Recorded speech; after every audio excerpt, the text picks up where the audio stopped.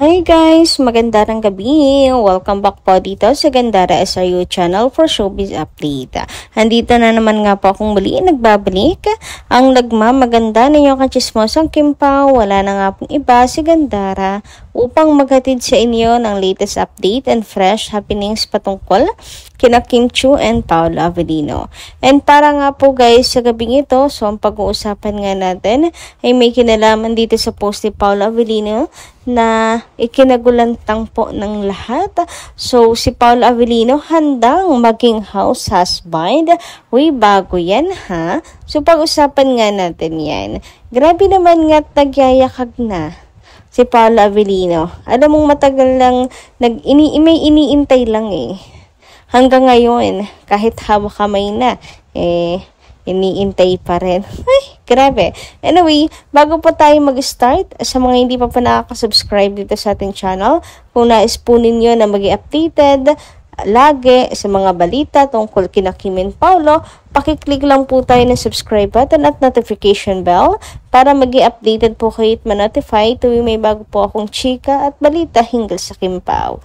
Basta mga balita na may kinalaman po kina Kim Chiu and Paolo Avellino, sagot na natin yan. And ngayong gabi, bago po tayo magsimulay, nais kong magpasalamat muna sa mga walang sawang nakasuporta sa atin gabi-gabi at taga-abang ng ating update. Narito nga po at mayroon akong ilang napiling basahin para sa inyo. So, pag-usapan natin, unang-una ang komento ni Madam Norma Dayag. Sabi niya dito, Gandara,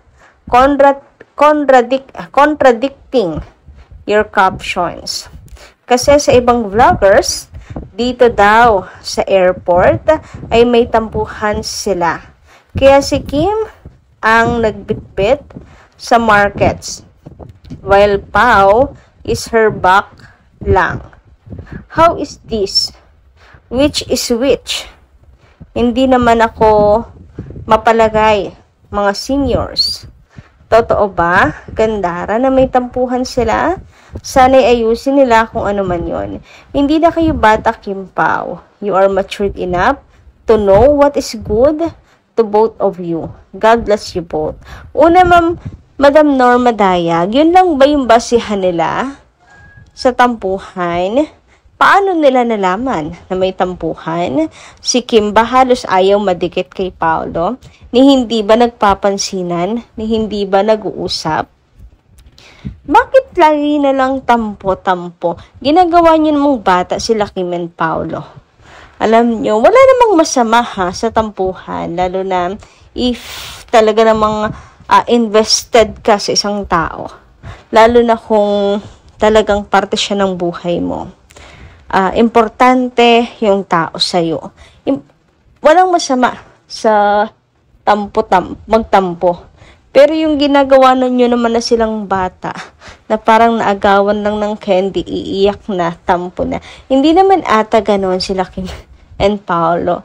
Tandaan ninyo, hindi masyadong mababaw si Kim. As a girl, yes, may pagkapabebe tayo, but si Kim hindi siya ganon kababaw. Tandaan niyo yung interview niya before. Interview nila.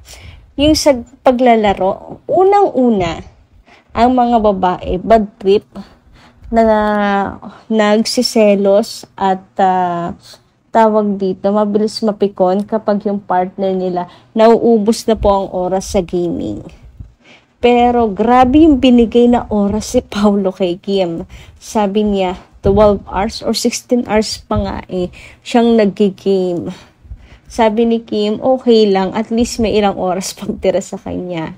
At least alam mong nandito naman ako, 'di ba? Yung mga ganun, so ibig sabihin hindi po maramdamin si Kim Chiu. Hindi siya mababaw. Kaya bakit pirmi na lang tampo yung laging sinasabi? Minsan po natin, may mga times na gusto natin tayo yung nagkikerry ng gamit natin kasi may importanteng bagay doon or basta may mga bagay na gusto natin tayo yung nagdadala.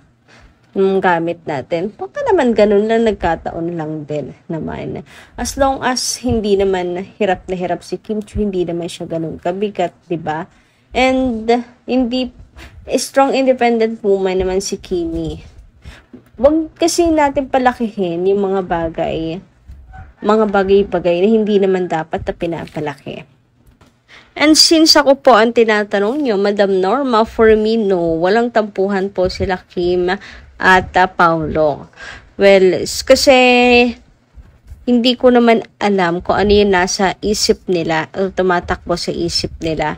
At pero kung meron man, wala pong masama at wala po kayong dapat na ipangamba. Maayos at maayos naman nila yan. Kayo na rin may sabi na matured na po sila. Alam na nila kung ano yung mas makakabuti sa kanila.